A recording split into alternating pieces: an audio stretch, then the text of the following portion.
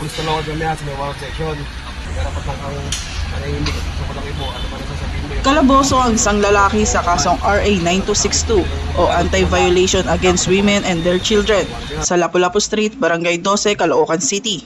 Pinangunahan ng mga operatiba ng Warrant and Subpoena Section ng Caloocan ang manhunt operation na nagresulta sa pagkakaaresto sa akusado na isang helper na 29 anyos, pawang residente ng Tusuya, Malabon City.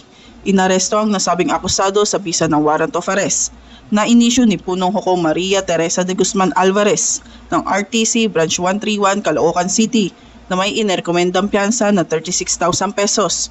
Matapos ang pag-aresto, ang akusado ay agad na dinala sa Caloocan City Medical Center para sa medikal na pagsusuri at dadalhin sa IDMS Warrant sa Subpoena Section para sa pansamantalang pagkakakulong habang nakabinbin ang pagpapalabas ng commitment order mula sa pinanggalingang korte.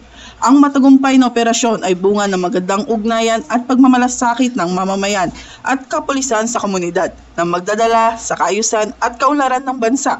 Mula rito sa Northern Police District, ako po ang inyong PNN correspondent, Patrolwoman Glycelan Esperanza, alagad ng batas, taga-taguyod ng Balitang Pulis.